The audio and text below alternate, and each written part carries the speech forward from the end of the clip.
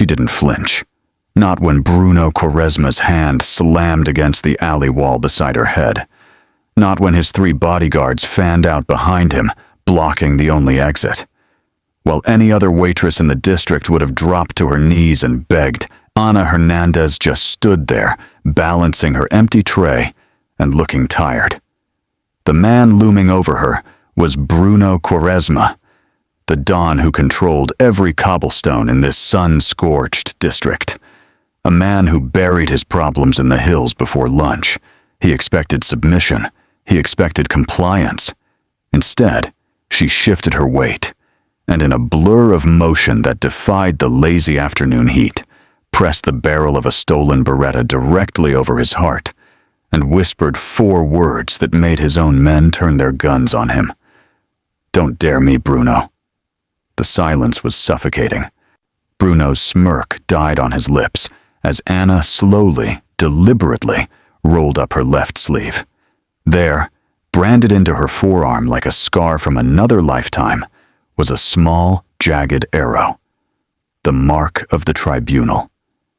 The bodyguard named Luca went pale, his weapon trembling as he redirected it from Ana's back to Bruno's head. The other 2 followed suit, their training overriding their loyalty.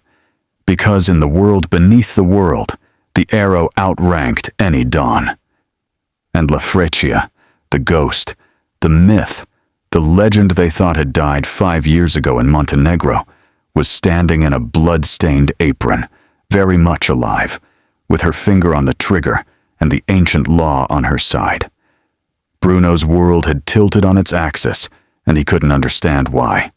His pulse hammered in his ears, drowning out the distant sounds of the market square beyond the alley.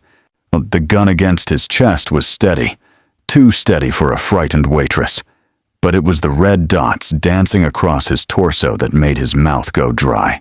His own men, his own goddamn soldiers were painting him like a target. "Luca!" His voice came out rougher than he intended, stripped of the smooth authority that usually commanded rooms. "What the hell are you doing?" Luca didn't answer immediately. The bodyguard's face had gone the color of old newspaper, sweat beating at his temples despite the shade of the alley. His Glock 19 never wavered from Bruno's center mass. Behind him, Marco and Stefano held their positions, forming a triangle of betrayal that made no tactical sense. They should be aiming at the woman. They should be cutting her down where she stood. "Lower your weapons," Bruno ordered, forcing steel back into his tone. "That's a direct command."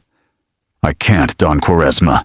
Luca's voice cracked on the title, and that crack told Bruno everything was nothing at once. This wasn't mutiny. This was something worse. This was fear. Ana hadn't moved. The Beretta remained pressed against the silk of his shirt, right over the place where his heart was trying to punch through his ribcage. Her face was a mask of professional calm, the kind of expression Bruno had seen on the faces of killers who'd long since stopped counting bodies. Up close, he could see the details he'd missed when he'd cornered her, the scar tissue on her knuckles, the way her stance was too balanced for a service worker, the complete absence of panic in her dark eyes. "Your boys are smarter than you," she said softly, never breaking eye contact. "They know the rules." "What rules?" Bruno spat, his humiliation curdling into rage. "I make the rules in this district. I am the law here." "You're a Don," Ana corrected, her voice carrying the patience of a teacher addressing a particularly slow student. "You control territory. You collect tributes. You settle disputes between families." She shifted slightly, and the movement made all 3 bodyguards tense. "But you're not the tribunal. You never were." Bruno's mind raced through possibilities, trying to connect dots that refused to form a picture. The tribunal was a ghost story, something the old men whispered about in smoke-filled back rooms. His father had mentioned it once, years ago, before a bottle of grappa had loosened his tongue. An ancient council, enforcers who answered to no family, rules that predated the modern families by centuries. "The tribunal is a myth," he said. But even as the words left his mouth, he knew they sounded hollow. "Is she?" Luca's whisper cut through the tension like a blade. The bodyguard had stepped closer, though his weapon never wavered. His eyes were fixed on Anna's exposed forearm, on that jagged arrow brand that looked like it had been burned into her skin with something crude and medieval. "Don Quaresma, that mark. My grandfather told me about it. Before he died, he made me swear an oath. All of us did, when we took the blood vow. If we ever saw that symbol, we were to obey without question." "Obey a waitress?" Bruno's laugh was bitter, desperate. "She's not a waitress." Luca's gun hand trembled now, torn between trained loyalty and something older, deeper. "She is the tribunal. You are just a capo." The words hit Bruno like a physical blow. Just a capo. Just a boss.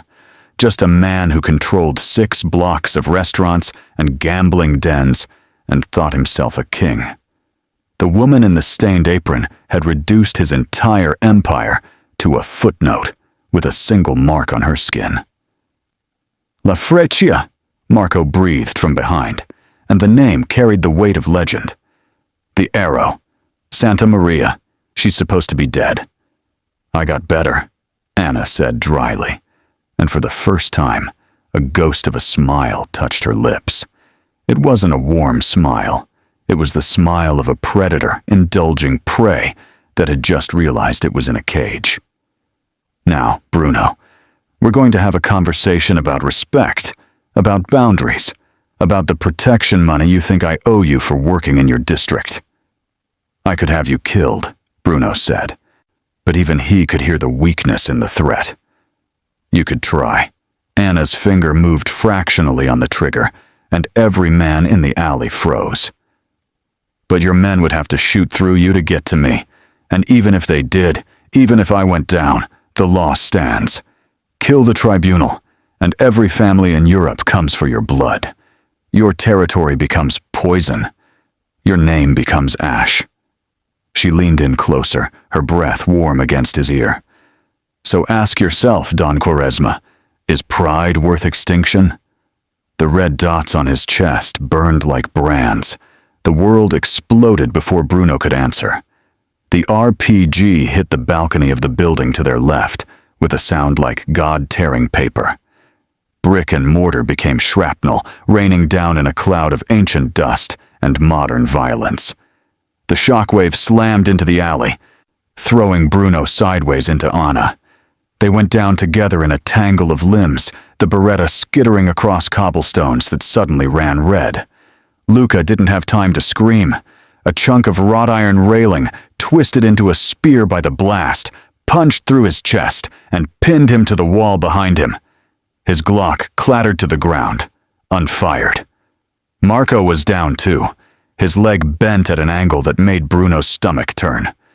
Only Stefano remained standing, blood streaming from his ears, his mouth open in a silent shout that Bruno couldn't hear over the ringing in his skull. Anna moved first. She always moved first, Bruno would later realize, while he was still trying to process the fact that someone had just fired a rocket into his district, his territory, his streets. She was already combat rolling to Luca's body, retrieving his weapon with the efficiency of a woman who'd done this 1,000 times before. Her waitress persona had evaporated like steam. What replaced it was something cold and calculated, a machine designed for survival. "Move!" Her hand locked around Bruno's collar, hauling him to his feet with surprising strength. "They're reloading." "Who?" Bruno's question died as the second explosion tore through the cafe behind them. The trattoria, where he'd eaten lunch 3 times a week for 5 years, simply ceased to exist. Tables and chairs became projectiles. The beautiful stained glass window his mother had commissioned shattered into a rainbow of death. Stefano went down in the spray of debris, his body jerking like a marionette with cut strings. Anna didn't stop to check if he was alive. She was dragging Bruno toward the far end of the alley, toward what looked like a dead end of stacked wooden crates and refuse bins. Automatic gunfire stitched the walls behind them, close enough that Bruno felt the heat of the rounds passing. His legs finally remembered how to work, and he ran, his €1,000 shoes slipping on blood and broken stone. "The mark!" he gasped, his mind still struggling to catch up. "You said, the law means nothing to dead men," Anna snapped, shoving aside a crate with one hand, while keeping the Glock trained on the alley entrance with the other. Behind the refuse was an iron grate, old and rusted, but serviceable. She kicked it once, twice, and on the third strike it gave way with a tortured squeal of metal. Inside. Now. Bruno stared at the black hole leading down into the sewers. At the ladder, rung slick with things he didn't want to identify. His suit was Armani. His watch was Patek Philippe. He was Don Bruno Quaresma, and he did not crawl through sewers like a rat. A bullet took off the tip of his ear. He went through the opening so fast he nearly fell, his hand scrambling for purchase on the ladder.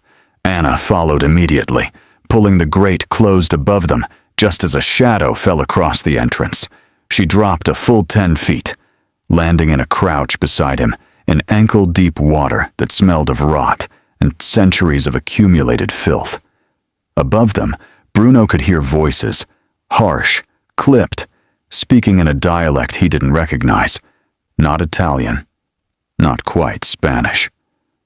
Anna pressed a finger to her lips, her eyes luminous in the thin light filtering through the grate. Her other hand still held the Glock, eye aimed at the opening above. They stood frozen in the darkness, water lapping at their legs, while footsteps crunched through the debris overhead. Someone spoke into a radio. Someone else laughed, a sound devoid of humor. Then the footsteps moved on. Anna waited another 30 seconds before she lowered the gun. In the dim light, Bruno could see her properly for the first time since the world had gone to hell. Blood streaked her face, mixing with dust to create war paint. Her apron was torn, revealing a tactical vest underneath that explained why she'd never looked quite right in her uniform. And her eyes.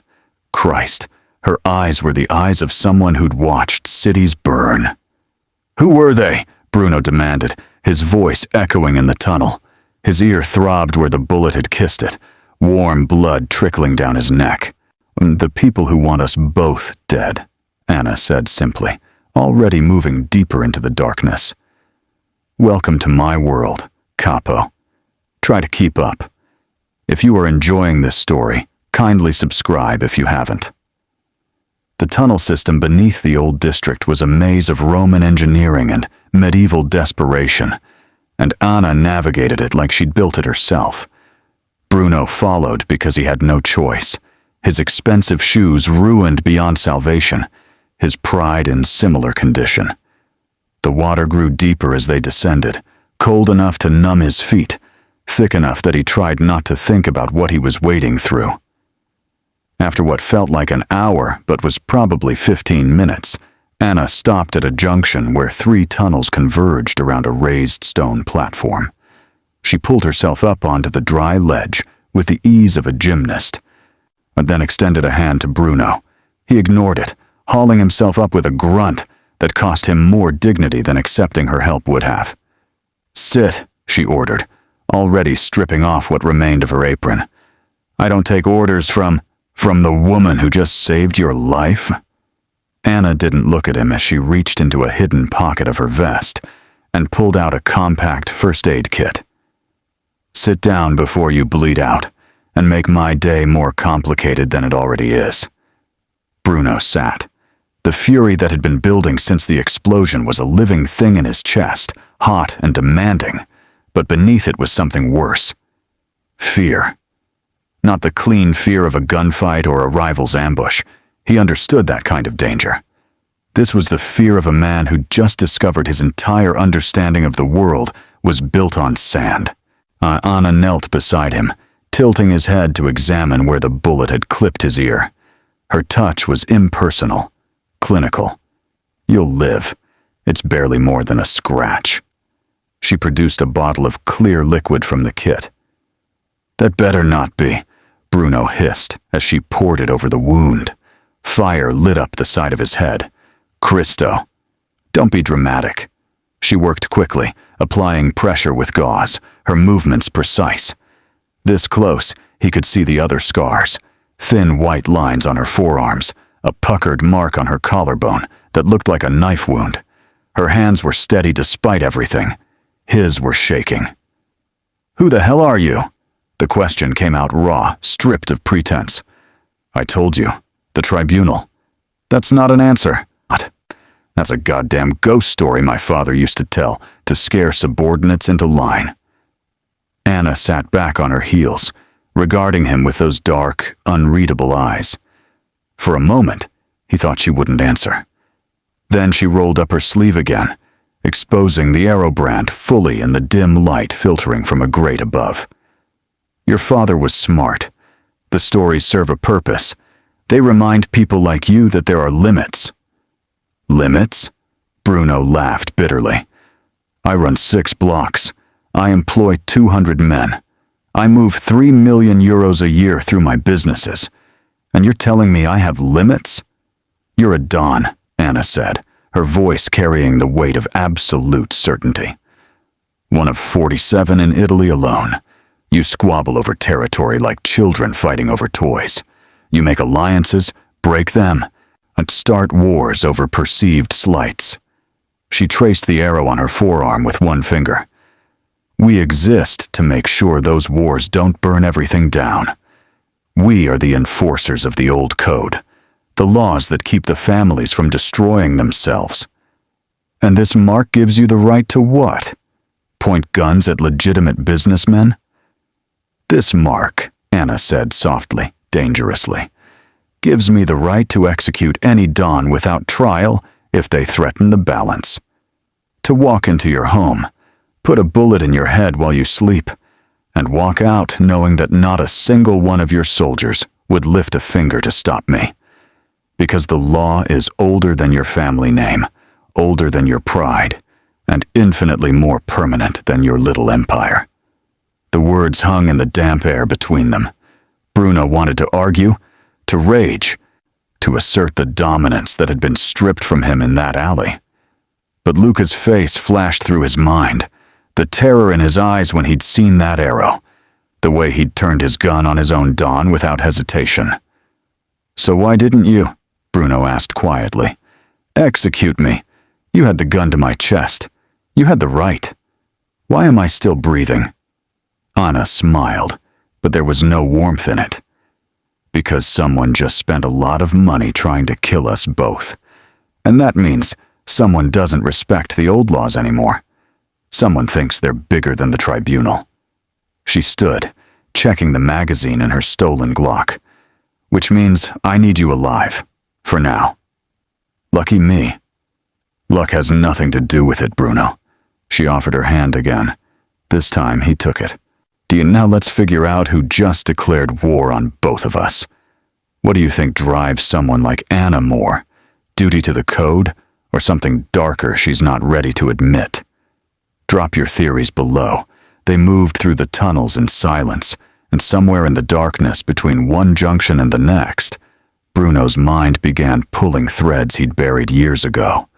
Bedtime stories, warnings whispered by old men over grappa, the name his father would invoke when negotiations went sour and tempers ran hot. La Freccia. "Montenegro," Bruno said suddenly, his voice echoing off ancient stone. 5 years ago, the Kovic massacre.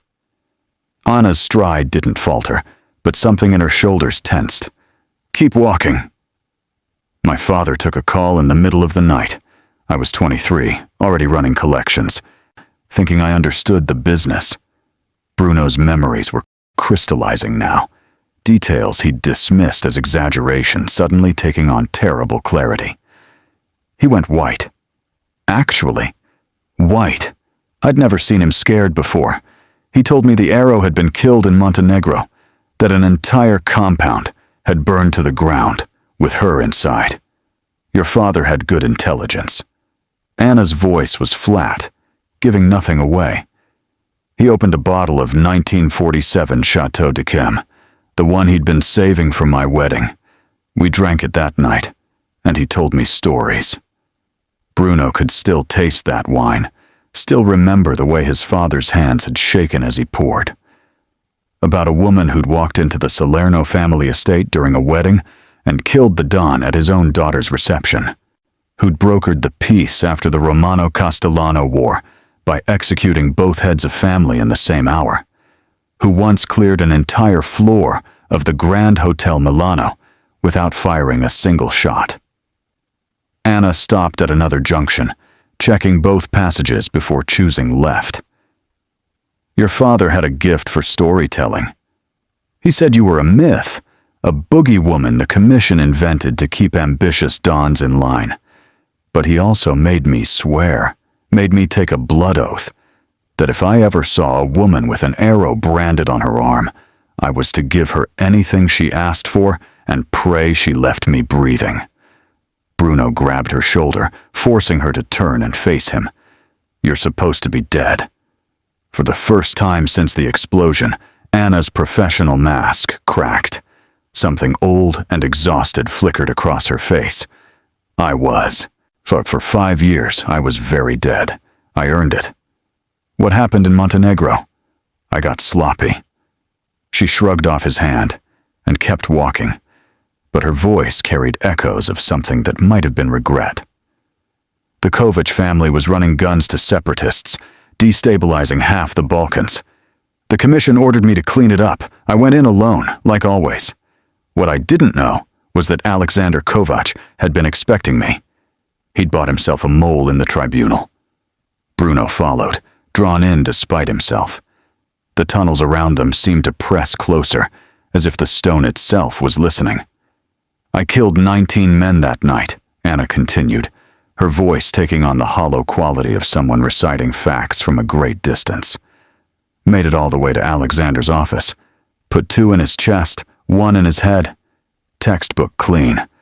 But his brother was waiting in the adjoining room with a flamethrower and enough C4 to level a city block. She touched her collarbone absently, that puckered scar. I went through a window, doing about 40 kilometers an hour. 3-story drop into the Adriatic. The compound exploded before I hit the water. But you survived.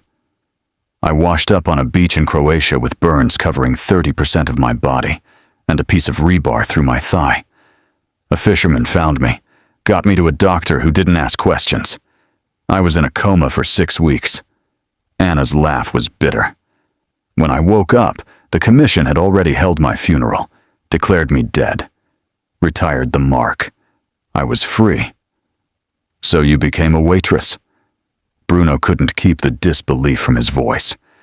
I became nothing, anonymous, normal. I rented an apartment. We learned to make espresso, pretended the nightmares would eventually stop. She glanced back at him, and in the dim light, her eyes were ancient. Do you know what your father's stories got wrong, Bruno? What? They made me sound like I enjoyed it. The killing, the fear, the power.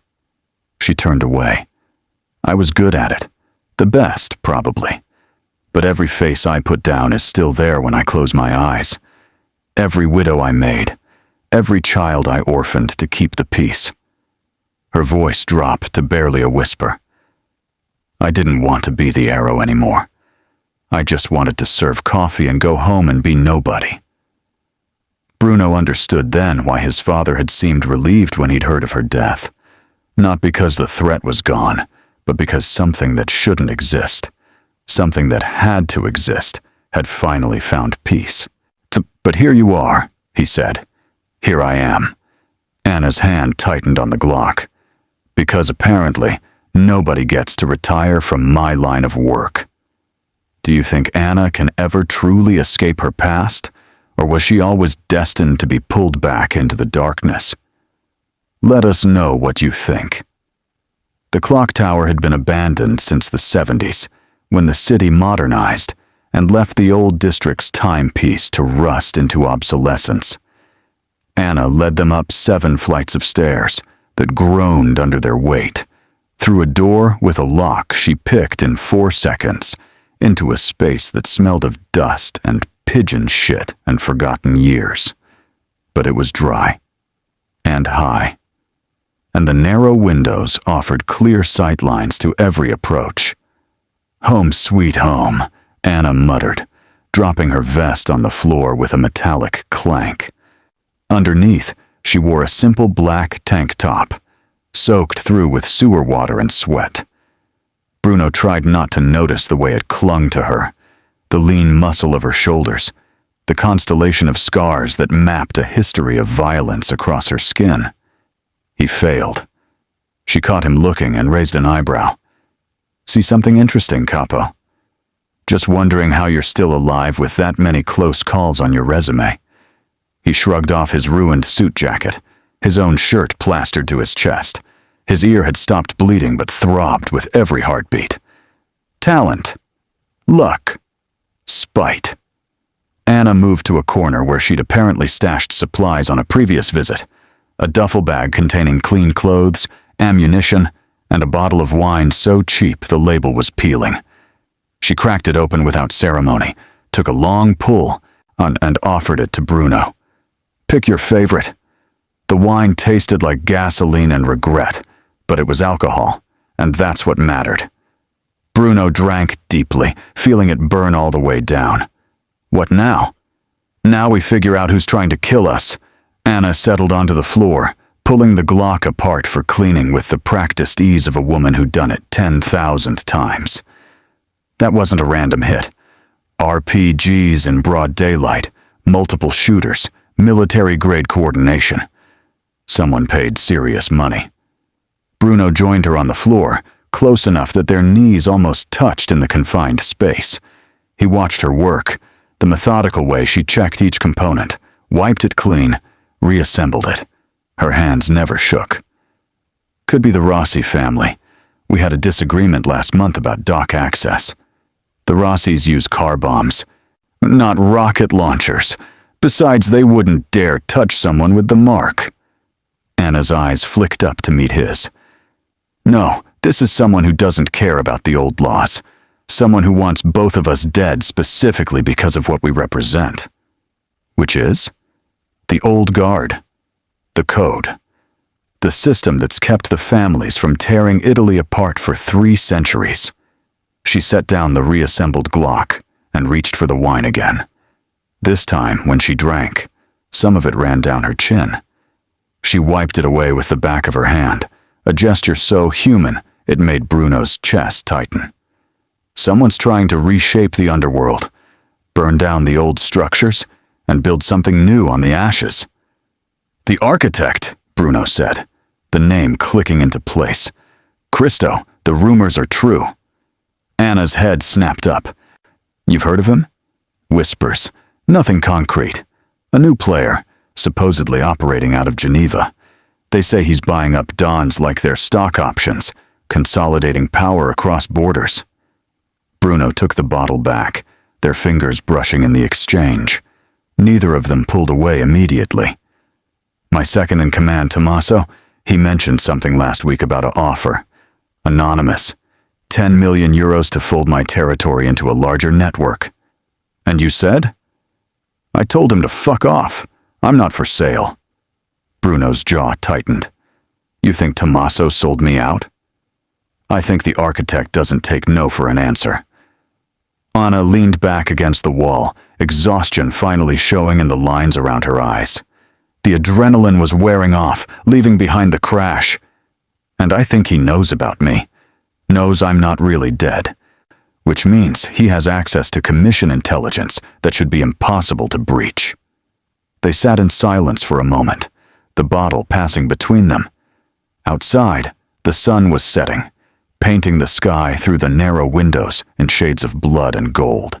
The clock tower's mechanisms creaked above them, phantom movements of gears that no longer turned. "This is insane," Bruno said finally. "This morning, I was collecting protection money. Now, I'm hiding in a clock tower with a dead woman, covered in shit, drinking wine that tastes like paint thinner, while some ghost villain tries to erase us both."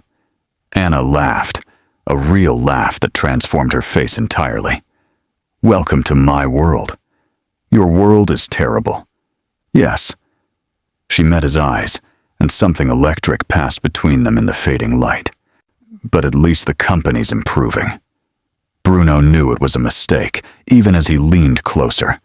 Knew that this woman could kill him without breaking a sweat. That she represented everything dangerous and unknowable about the world he'd thought he understood. But her lips were right there, wine-stained and curved in the ghost of that smile, and he'd already had the worst day of his life. So what was one more bad decision? "Don't," Anna whispered, but she didn't move away. "Why not?" "Because I'm the tribunal, and you're just a capo." "Right now," Bruno said, his hand finding the curve of her jaw. "I don't give a damn what we are." Her kiss tasted like cheap wine and danger. Dawn came too quickly, and spilling through the clock tower windows and illuminating the mistake they'd made somewhere between the second bottle of wine and the moment Anna had pulled him down onto the dusty floor. Bruno woke with her knife against his throat, and her body pressed against his back, every muscle coiled and ready. It took her 3 seconds to remember where she was, who he was. "Sorry," she muttered, withdrawing the blade. Reflex. "Remind me never to surprise you in the morning." Bruno sat up, his body cataloging a dozen new aches to accompany the ones from yesterday. His ear throbbed. His pride throbbed worse. Anna was already dressed, the professional mask firmly back in place, as if the night before had been a hallucination. Maybe it had been. Maybe he'd imagined the way she'd whispered his name in the darkness, the vulnerability that had cracked through her armor for those few hours. Looking at her now, cold and focused as she checked her weapons, it seemed impossible. "We need to make contact," she said without preamble. "Find out who's coordinating against us. Your second in command, Tommaso. You trust him?" Bruno wanted to say yes automatically. Tommaso had been with him for 8 years, had taken a bullet for him in Naples, had stood as godfather to his nephew. But trust was a currency that had been devalued considerably in the last 24 hours. "I did." "Good enough. We'll use him to send a message up the chain, see who bites." Anna tossed him a burner phone from her duffel. "Call him. Tell him you're alive and you need extraction. Don't mention me." The phone rang 4 times before Tommaso answered, on his voice thick with sleep or something worse. "Pronto? It's me." Silence. Then, "Bruno. Cristo, we thought... the explosion. Where are you?" "Somewhere safe. Tommy, I need you to come alone. Piazza del Mercato, the fountain. 1 hour." Bruno kept his voice steady, watching Anna's face for any sign of what she was thinking. She gave him nothing. "And Tommy?" "No one else. You understand." "Si. 1 hour." "Don Bruno, thank God you're alive." The relief in Tommaso's voice sounded genuine. It probably was. That didn't mean anything anymore. They took separate routes to the market square, Anna trailing 50 meters behind, a ghost in a borrowed jacket and sunglasses. The morning crowd was already thick, housewives haggling over produce, tourists photographing the Baroque fountain, and vendors hawking everything from fresh mozzarella to counterfeit handbags. Normal life, continuing its dance while underneath the world, Bruno knew crumbled to pieces. He spotted Tommaso at the fountain, right on time. His second in command looked like he'd aged 10 years overnight, his usually immaculate appearance replaced by rumpled clothes and bloodshot eyes. When he saw Bruno, relief washed over his face so completely that Bruno felt a flicker of guilt for doubting him. "Don Quaresma." Tommaso embraced him, the traditional kiss on both cheeks. "We've been searching everywhere. The trattoria, it's gone. Your men, most of them are dead or scattered. Who did this?" "That's what I need to find out." Bruno pulled back, studying his friend's face. "The offer you mentioned last week. The one from the anonymous buyer. Did you take it? Something flickered in Tommaso's eyes. Something that might have been fear or might have been guilt. Don Quaresma, I would never... Did you take it? Bruno's voice dropped to the register he used when someone was about to lose fingers. He said you were finished, that the old ways were dead, that I could either adapt or die with you. Tommaso's words came faster now, desperate. 10 million, Bruno. 10 million for information. For access.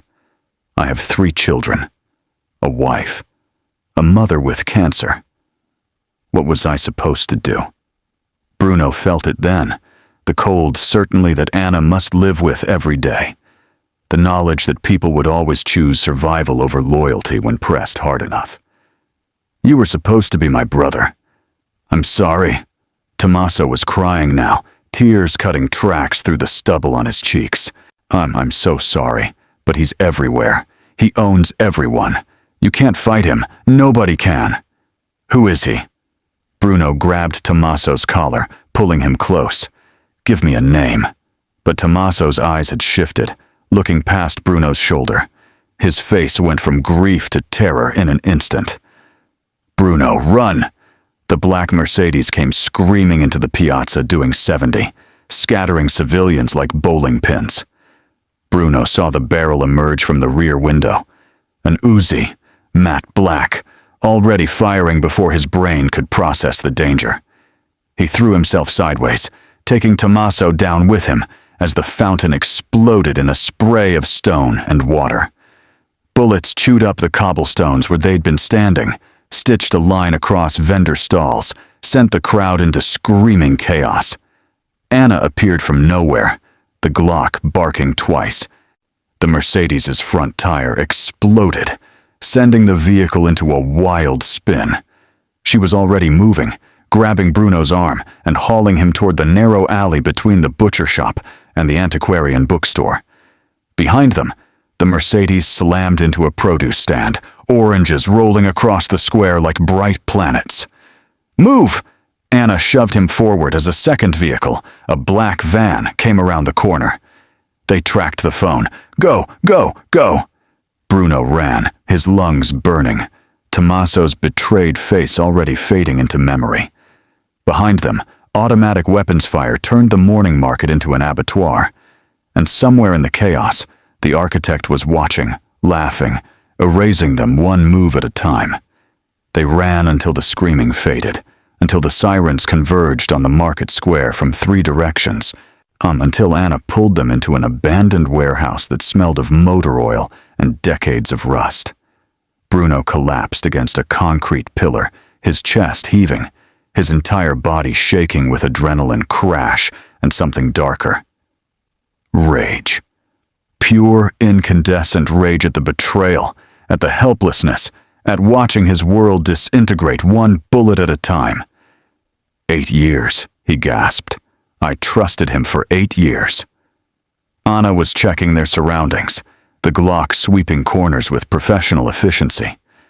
Satisfied they were alone, she lowered the weapon and turned to face him. Welcome to the end of loyalty, the architect's specialty. He finds the price everyone's willing to accept, and pays it before you even know you're for sale. Tommaso had children, a family. I was his family. Bruno slammed his fist into the pillar. I'm feeling skin split, welcoming the pain because it was something concrete in a world that had become liquid. I would have died for him. That's why he sold you, because he knew you'd never understand. Anna approached slowly, the way someone might approach a wounded animal. Men like Tommaso, they don't think in terms of honor or code. They think in terms of survival. The architect offered him a life raft while your ship was sinking. Of course he took it. And what would you have done? Bruno rounded on her, blood dripping from his knuckles. If someone offered you the same deal? I'd have put a bullet in their head and taken the money anyway. Anna's smile was sharp as broken glass. But I'm not most people. I'm the thing that made most people wake up screaming. The words should have felt like a threat.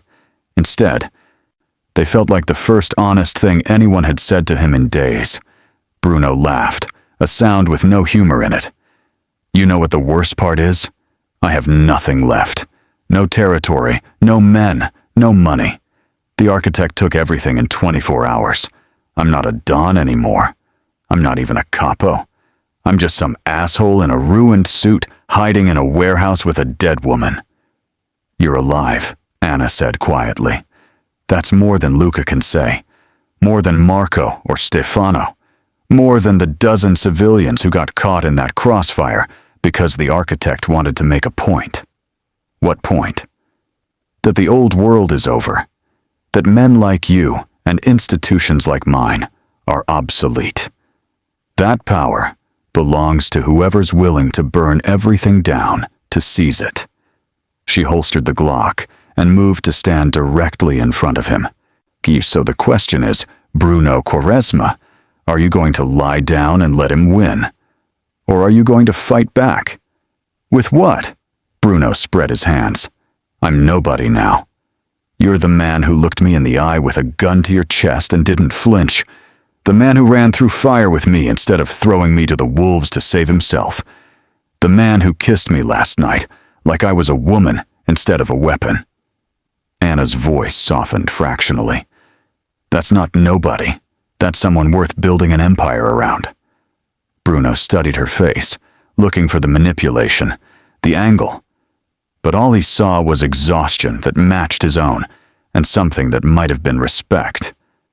Why do you care? You said it yourself. I'm just a capo. You could walk away right now, disappear back into whatever civilian life you built.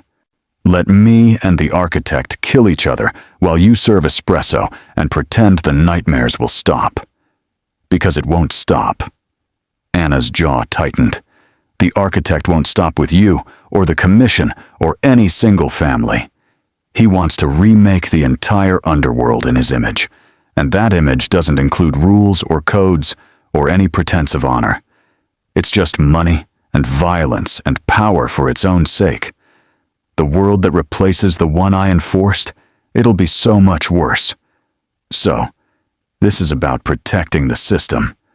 No. She reached up, touching the place where his ear was still healing. The gesture was tender, at odds with everything she represented.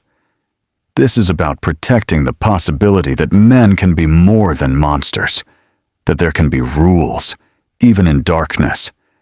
That honor might mean something. Even if it's just the honor among thieves. Bruno caught her wrist, holding it gently. If I do this, if I fight back, reclaim my territory, go to war with the architect, I need to know you're with me. Not as the tribunal. Not as La Freccia. As Anna. And what do you offer in return? Everything I am. Everything I'll become. Bruno's voice was steady now. The shaking gone, replaced by something forged in the fire of the last 2 days. I pledge to you, not to the mark, not to the commission, but to you, that if I rebuild, I'll do it with honor. No extortion of waitresses, no civilian casualties, no betrayals. I'll be the Don my father should have been instead of the one he was. Anna searched his face for a long moment. Then, slowly, she nodded. Okay, Bruno, I'll help you take back your throne. But when this is over, or when the architect is dead and buried, you get to disappear. For real this time. No tribunal, no commission, no calls in the night. Bruno pulled her close, their foreheads touching. You get your coffee shop and your anonymity and your peace. Deal. She kissed him once, brief and fierce. Now let's go kill a god. The Villa Constantina sat on a hill overlooking the city like a jeweled crown, its Baroque excess a monument to wealth accumulated through 3 centuries of bloodshed. Tonight, it hosted the meeting that would reshape the Italian underworld. 12 families, their dons gathered in the grand ballroom to witness the architect claim dominion over everything their fathers and grandfathers had built. Bruno and Anna approached from the east, through vineyards that had been tended since the Renaissance, Well, she moved like smoke through the rows, her borrowed tactical gear making her nearly invisible in the darkness. Bruno followed, trading his ruined Armani for combat blacks that made him feel like an imposter. But the Beretta in his hand felt right. Vengeance felt right. 2 guards at the servants' entrance, Anna whispered, her voice crackling through the earpiece she'd procured from a contact who'd ask no questions. I'll take left, you take right.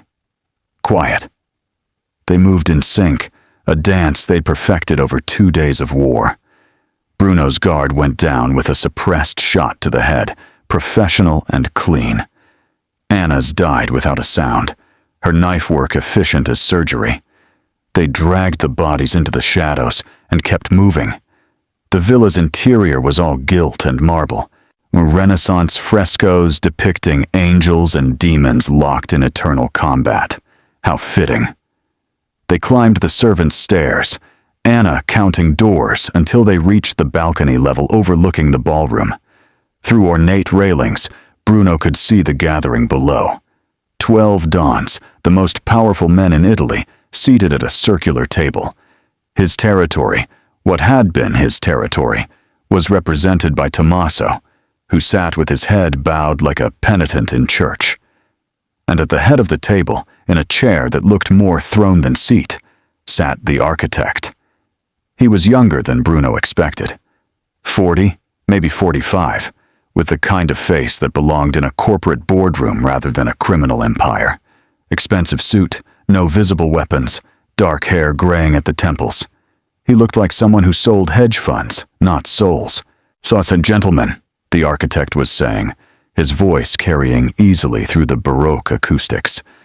"Tonight we bury the past, the commission, the tribunal, the codes that have strangled progress for generations. All of it ends here. What rises in its place is an organization built on efficiency, on profit, on the understanding that sentiment is the enemy of success." Megalomaniacal asshole, Anna breathed beside Bruno.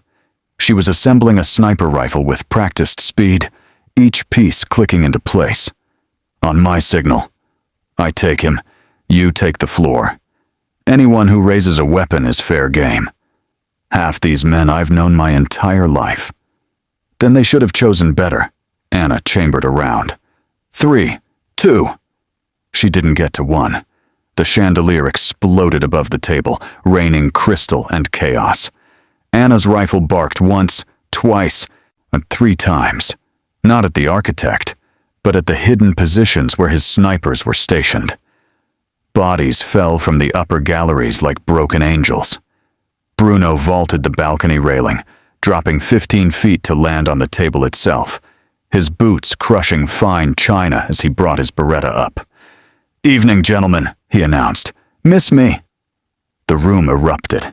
The architect's guards emerged from behind curtains, from doorways, from shadows Bruno hadn't known existed. At least 20 armed men, all converging on the table. But Anna was already moving along the balcony, her rifle singing its deadly song. She moved like water, like smoke, like the legend she'd been. Each shot was a death sentence delivered with surgical precision. Bruno dove off the table as bullets chewed through where he'd been standing. He rolled, came up firing, and dropped a guard in an expensive suit. The dons were scattering, some diving for cover, others pulling weapons of their own. Tommaso was screaming something, maybe apologies, maybe prayers. Bruno put a round through his shoulder. Not a kill shot, but close enough to send a message. The architect hadn't moved from his throne. He sat watching the carnage with the expression of a man observing a mildly interesting chess game. That composure shattered when Anna dropped from the balcony like an avenging angel, landing in a crouch 10 feet from him. "Hello, dead woman," he said. "I've been expecting you." "Then you know how this ends." Anna's rifle was aimed at his heart. "Do I?" The architect smiled. "You're outnumbered, outgunned, fighting for a world that's already gone. The code you protected, it died with you in Montenegro. I'm just collecting the ashes." "Then let me remind you," Anna said, rolling up her sleeve to reveal the arrow brand. "Why, they called me the Arrow." She pulled the trigger. The bullet caught him in the chest, dead center. The architect looked down at the spreading red bloom with something like surprise. Then he laughed, blood bubbling between his teeth. "Bulletproof vest. Did you really think?" Bruno's shot took him in the head. The architect's skull snapped back, his expensive throne suddenly a very expensive coffin. The sound of his body hitting marble echoed through the sudden silence. Around the room, weapons lowered. The remaining guards looked at each other, at the bodies, at Anna's revealed mark. One by one, they dropped their guns and stepped back. The old law, written in blood and terror, still held weight in the end. And Anna turned to face the surviving Dons, her rifle lowered but ready. "Gentlemen, the tribunal is adjourned. Go home. Rebuild. Remember what happens when you forget the rules." They went. Even Tommaso, clutching his bleeding shoulder, stumbled toward the exit without looking back. When the room was empty save for the dead, Bruno moved to Anna's side. "Is it over?" "For now." She was already field stripping the rifle, her hand steady despite the violence. "Until the next person decides they're bigger than the system. And you'll be there to stop them?" Anna looked at him, really looked at him, and smiled that dangerous smile. "No. That's your job now, Don Quaresma. I'm retired. Again. For real this time." "Sure you are," Bruno said, but he was smiling too. 7 days after the Villa Constantina, Bruno Quaresma walked streets that knew his name again. The vendors nodded as he passed. The shopkeepers smiled. Young men in expensive suits trailed at a respectful distance, his new bodyguards chosen not for their loyalty to money, but for their adherence to a code he was still learning to live by. The district had a new Don, and this time he would be different. He had to be. The rebuilding had been swift. Tommaso's assets seized. The families that had sided with the architect brought to heel or eliminated. The ones who remembered the old ways welcomed back into the fold. Bruno had spent 72 hours in endless meetings, negotiations that felt more like confessions, restructuring an empire that would run on something other than pure intimidation. It was exhausting. It was necessary. It was what he'd promised her. The Trattoria Vecchia was already under reconstruction, scaffolding covering the blast damage like steel bandages. But the front entrance was open, and inside, Bruno could see workers restoring the beautiful stained glass his mother had commissioned. It would be whole again. Everything would be whole again, given time. He pushed through the door, breathing in the smell of fresh plaster and espresso. The owner, an old man named Giuseppe, who'd run the place since before Bruno was born, looked up from behind the temporary counter and smiled. "Don Quaresma. Welcome, welcome. I was hoping you'd come."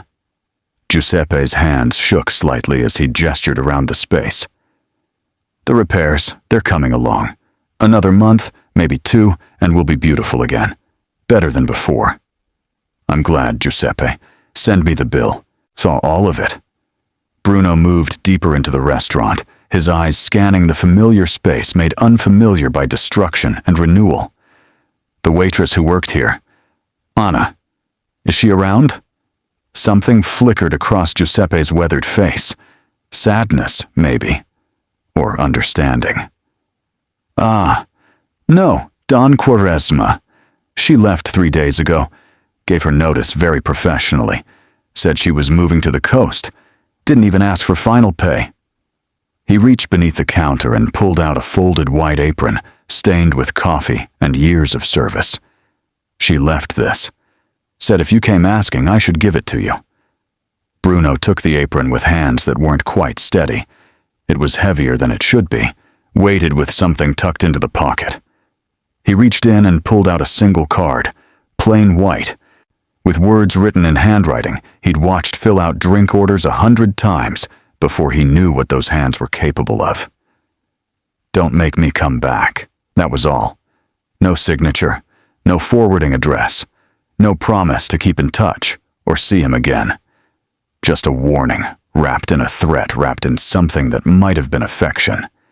It was the most Anna thing he could imagine, and despite everything, the bodies, the betrayals, the war they'd fought together, Bruno smiled. Don Quaresma? Giuseppe was watching him with concern. Are you all right? I'm fine. Bruno folded the note carefully and tucked it into his jacket pocket over his heart. Actually, Giuseppe, I'm better than fine. Can you make me an espresso? The way she used to make it. Extra bitter. Of course, of course. The old man bustled to the machine, on his movements the practiced choreography of decades. You know, she was a strange one, that Anna. Never talked much, never smiled.